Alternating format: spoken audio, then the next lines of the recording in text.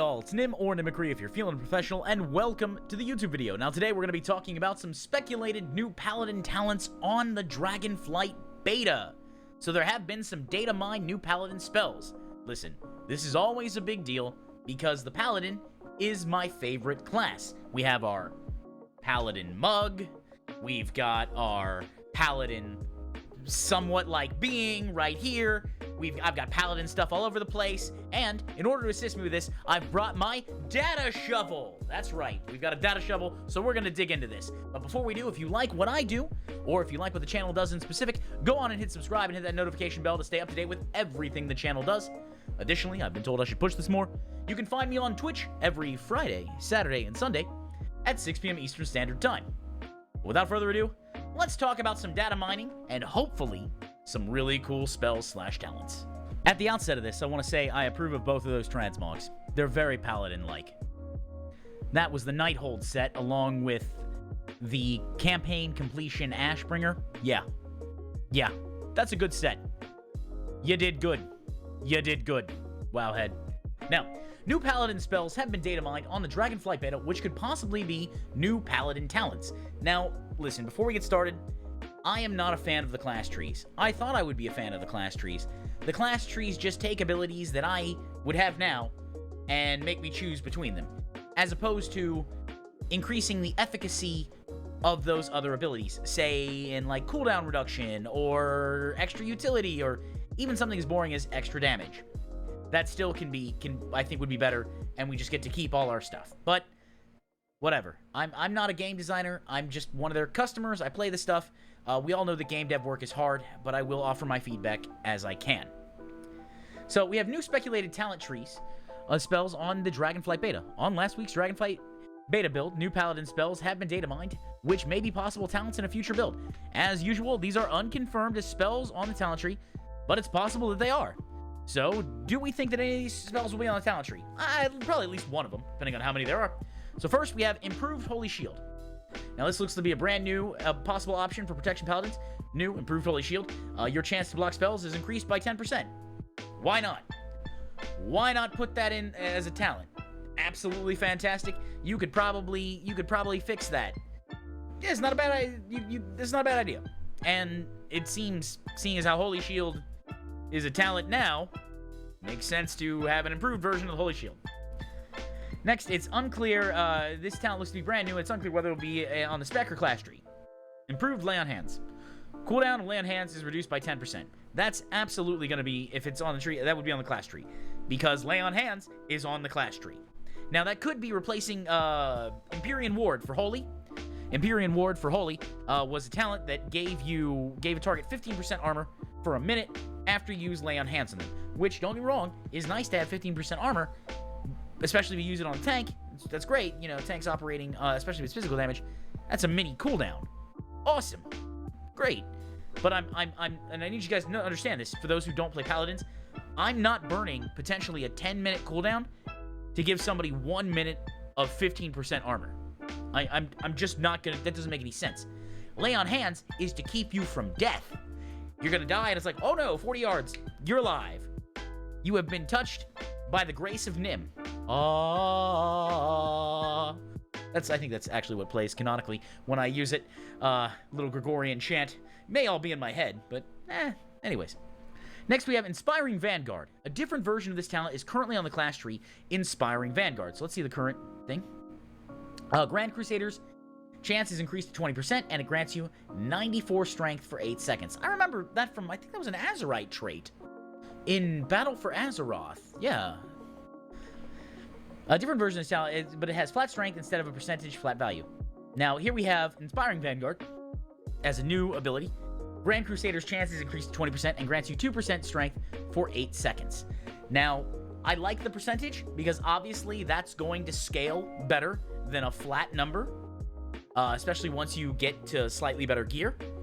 So, if that changes, yeah, and that's very reasonable to assume that of all the things on here so far, that seems to be the most likely, because the name of the ability is already in the tree. So, why not?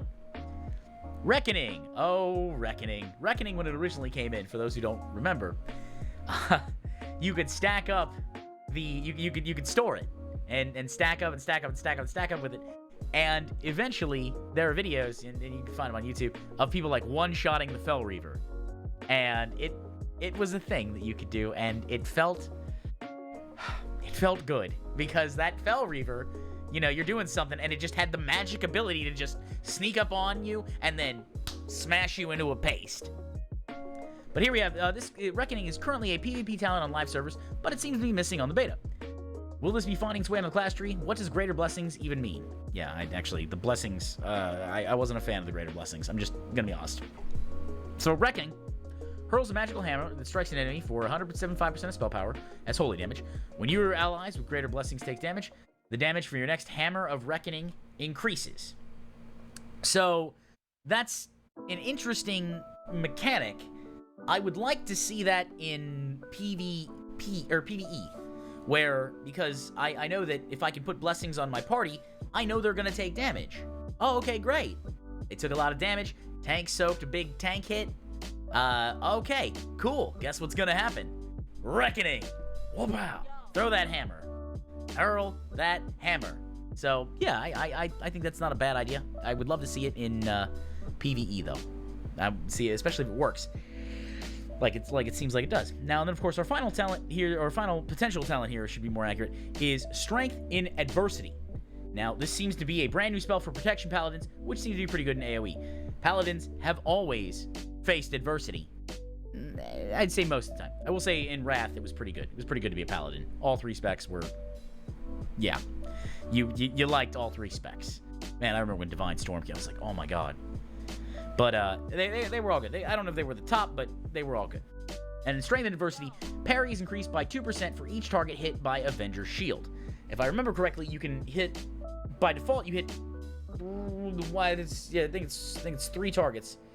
The way I went through the talent tree, you hit 3, and then if you can modify that further, because right now I believe you can hit up to 5. And if Divine Toll is still a thing, then you can definitely hit 5. So that's pretty good. Imagine getting a 10%. I'm a mouse over this. Okay, yeah, it requires Paladin. It doesn't say what the cooldown is there, but we'll assume, let's say, somewhere between, 5 and 10 seconds. Still, 10 seconds of 10% increased parry? Yeah, that's really powerful. Now, granted, of course, you can't parry some people attack you from the back, so you have to deathball the enemies and position them right, but that rewards not clever, but correct play is the right word. Obviously, as a tank, group up the enemies, AoE them if you can, and you go from there. It's simple. And with the Avenger's Shield basically being a ranged interrupt on the first target in addition to a massive threat generation, yeah, there's no reason not to use it. In fact, I was in a dungeon in Mists of Pandaria, and I still remember this. It was a Draenei Paladin. I don't remember what their name was, and I think I blocked it out to save my brain, but they were using a two-handed spear. And I was confused because it's a two-handed spear, or a polearm, and they said that the two-handed spear does more damage, which, sure, possibly. Absolutely, I could believe that the two-handed spear does more damage than a one-hander and a shield on just raw DPS. I'm positive that was probably true. I asked, though, but aren't you missing Avenger's Shield? And their answer was, Avenger's Shield sucks.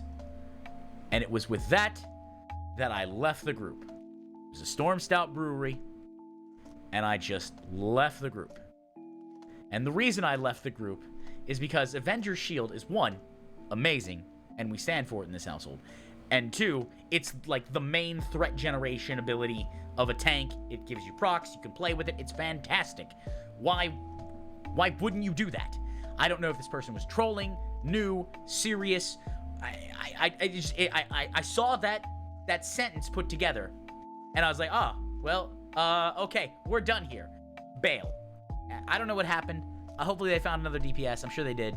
But to have somebody say that, I was like, ugh. So, again, craziness aside, and that was crazy. I do want to say that a lot of these talents look good. I mean, I think personally, stuff like this, like your chance to block spells is increased by 10%, or your cooldown in lay on hands is reduced by 10%, that should be on the class tree. That's what the class tree should do. Things like that. You make things more efficient or more niche. Whereas Inspiring Vanguard is a great change. Reckoning, again, I think is a great change. And Strength Adversity is a great change. All 5 of these would be wonderful additions to the Paladin. And from what I understand on beta, Paladins are doing pretty well. I want to play. I want to keep playing a Paladin, but I haven't decided what my main's going to be because I'm not interested in numbers right now. I'm interested in mechanical function, right? If it's fun to play, I'll play it. Numbers can go from there. Anyways, so this was actually a pretty fun video to make. So tell me what you thought in the comments below. Do you think maybe I'm pie in the sky? And if this video comes out after the build goes live, please let me know if I was correct on anything, as well, it's always nice to be told that you're correct. It is equally nice to know if you were incorrect. If you like this video, or you like what I do in particular, go on and hit subscribe and hit that notification bell to stay up to date with everything the channel does. Additionally, I stream on Twitch every Friday, Saturday, Sunday at 6 p.m. Eastern Standard Time. We usually do some MMO stuff, but every now and again we'll switch up to some things. I've been on a Skyrim kick a little recently. We did some Undertale. We're definitely going to finish Undertale on stream. That game is fantastic. If you are social media inclined, you can follow my Twitter at Nimicry. And of course, for those who wish to parse at rank 1, there is Patreon. Patreon's a great way to support creators like myself, as it's platform agnostic, so no matter what platform you see my stuff on, it helps. Additionally, I do a micro-blog, or micro-vlog now, so you can get some behind-the-scenes info on my life and see things and ask questions, all that jazz. And you can find all that at patreon.com/Nimicry. Guys, let's hope Dragonflight's a lot of fun. I hope more classes have changes like this, because that shows that they're listening to the community, and that the devs work, but people play the game, and you have to have kind of a handshake, like, hey, we can work together here and create a very good game. So, may the mount you're farming drop on the first kill.